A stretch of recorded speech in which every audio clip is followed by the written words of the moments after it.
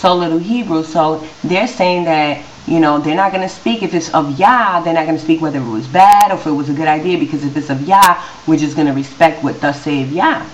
So, the servant is asking him, are you going to let me take her? What's going on? So, and that's how they responded. They, they don't want to speak against Yah, and, if Yah made his way prosperous or not. So they continue to say, see, Rivka, or Rebecca, that's Rivka in Hebrew, little Hebrews, take her and go, and let her be your master's son's wife, as Yah has spoken. Hallelujah. And it came to be, when Abraham's servant heard their words, that he bowed himself towards the earth before Yah. And the servant brought out ornaments of silver and ornaments of gold and garments, and gave them to Rivka. He also gave costly gifts to her brother and to her mother. And he and the men who were with him ate and drank and spent the night. When they arose in the morning, he said, let me go to my master.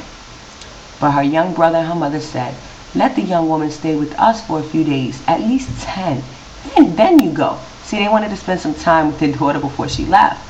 But the servant says, and he said to them, do not delay me, since Yah has prospered my way. Let me go so that to my master. So he wanted to go back home right away, since Yah made it possible for, for everything to work out just fine, according to, the way Yah wanted it. And he just wanted to get home with, the wife for Isaac. And they said, let us call the woman and ask her.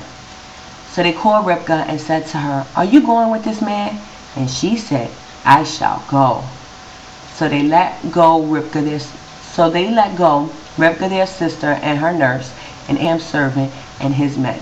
And they blessed Rivka and said to her, let our sister become the mother of thousands of 10,000s, and let your seed possess the gates of those who hate them.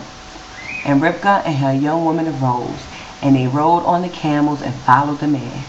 So the servant took Rivka and left. And Yitzhak came from the way of Beer Lahai Roha, for he dwelt in the south. And Yitzhak went out to meditate in the field in the evening. Now to meditate, little Hebrews, is to just sit outside and think about something and concentrate on something particular. Like maybe he was praying to Yah and he was just wanted to be in peace and silence. So that was his form of meditation. So he was outside meditating, and then he lifted his eyes and looked, and he saw the camels coming. So now he sees somebody coming where he was outside meditating. And Rivka lifted her eyes, and when she saw Yitzhak, she dismounted from her camel. So now Isaac and Rebekah, they, meet. And she said to the servant, who is this man walking in the field to meet us? And the servant said, it is my master. So she took a veil and covered herself. So she covered herself up. And the servant told Yitzhak all the matters that he'd done. So the servant is telling him everything that happened. And Yitzhak brought her into his mother's Sarah's tent. And he took Rivka, and she became his wife. And he loved her. Thus Yitzhak was comforted after his mother's death. Because remember, little Hebrews, Sarah had died, and now Abraham sent for a wife, and now he got married, and now he had a companion, somebody, there with him.